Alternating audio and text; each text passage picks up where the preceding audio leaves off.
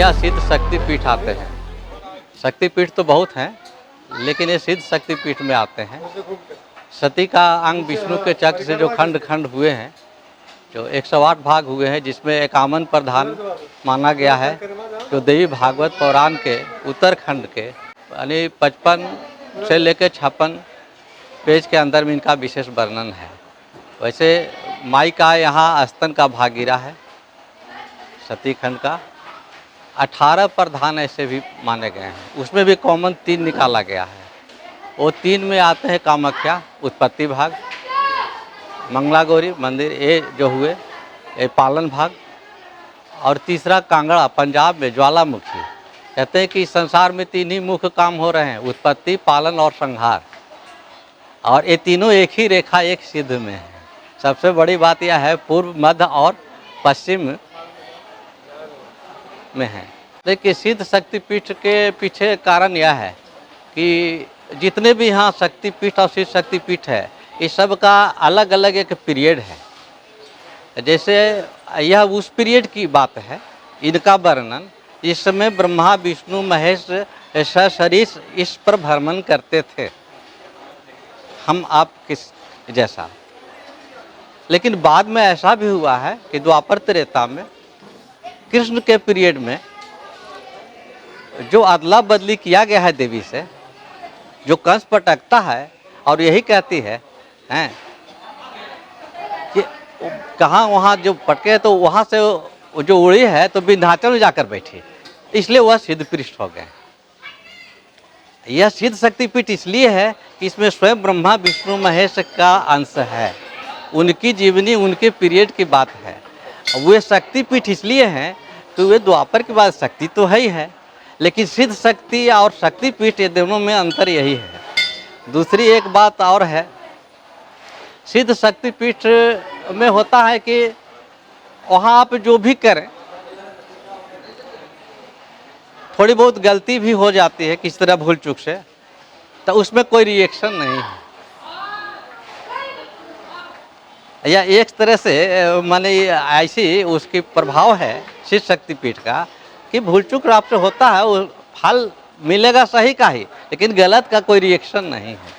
लेकिन और जगह है, अगर आप कुछ विधि विधान व्यवधान कुछ अनिष्ट उस तरह का आपसे हो जाता है या कर देते हैं, तो उसका बुरा प्रभाव अवश्य पड़ता है। देखिए ऐसे हम लोग के यहाँ वर्णन आया है कि दीवा न पूजयेत देवी और रात्रौ नैविचा सर्वदा पूजयेत देवी दिवा रात्रि विवर्जयेत।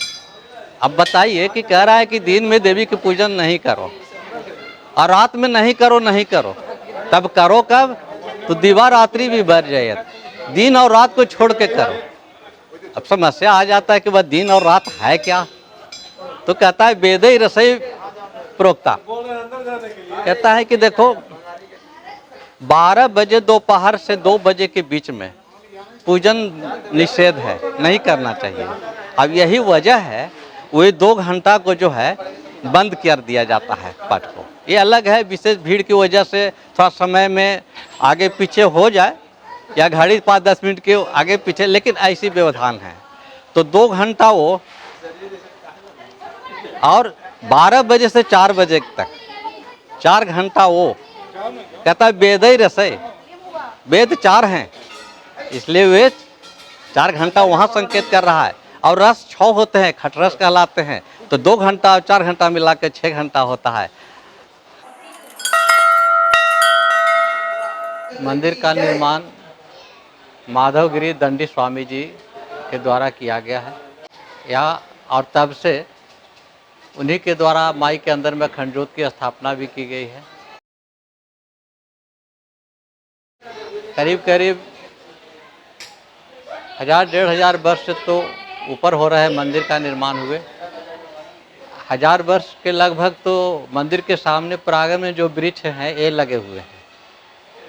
इस वृक्ष का नाम अलग अलग जगह में लोग अलग नाम से पुकारते हैं। हम लोग के यहाँ इसको मौलसरी कहते हैं, बंगला में इसको बकुल कहते हैं, संस्कृत में इसी का नाम वज्रदंती है। वज्रदंती मंजन भी इसी के छाल का बनता है। यह माई के लिए बहुत शुभ और प्रिय वृक्ष है। इसको कल्प वृक्ष भी कहा जाता है। ऐसा इसलिए कहा जाता है क्योंकि इस पेड़ में सबसे बड़ी खूबी है कि कभी पतझड़ होता ही नहीं है। इसमें 10 पुराना पत्ता होकर झड़ने के पहले 10 नया निकल जाता है। और इसका शुभ यही है कि ये कहते हैं कि जिस तरह हम कभी पतझड़ नहीं होते हैं, सभी दिन हरे भरे हैं, उसी तरह से मेरे दर्शन पूजन और मेरे वृक्ष के नीचे आने वाले लोगों को भी ऐसा इसके कुछ प्रभाव पड़ते हैं कि वे भी हमेशा इसी तरह की हरा भरा रहे। यह एक तरह से शुभता है। इसके फूल माई के श्रृंगार में विशेष वर्णन आया है। जो पूर्वजों से यहाँ चली आ रही हम आपके बीच में कि दंडी स्वामी जी ने जब मंदिर का निर्माण कर लिए, निर्माण करने के बाद वे समाधि ले लिए जीवित। वो समाधि मंदिर के सामने चबूतरा है जो देख रहे हैं, चौपहल। जीवित समाधि लेने की 5 वर्ष बाद फिर वे समाधि से निकलते हैं बाहर। निकलने के बाद वे कहते हैं कि कुछ काम और रह गया है, इस वजह से हमको पुनः आना पड़ा। और उन्होंने वही अखंड ज्योत की स्थापना की है।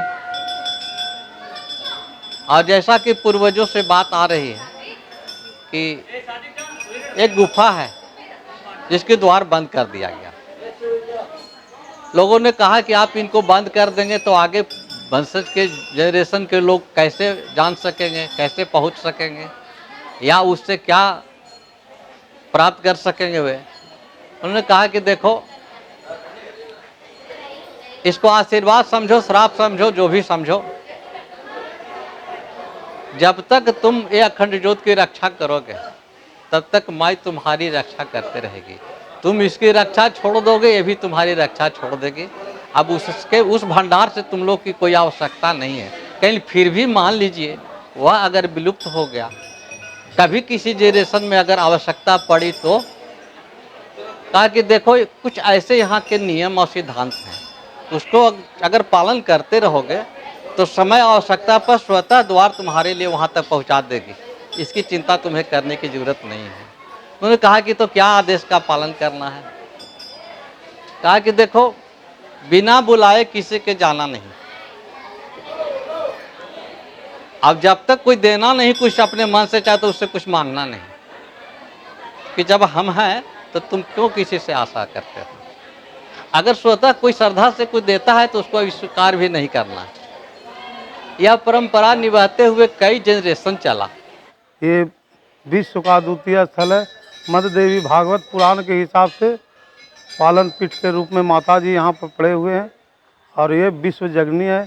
इनका मंत्र है ओम माँ मंगले वरदे देवी भस्मकूट निवासिनी तुम्ही देवी जगत माता विश्व रूपे नमस्ते।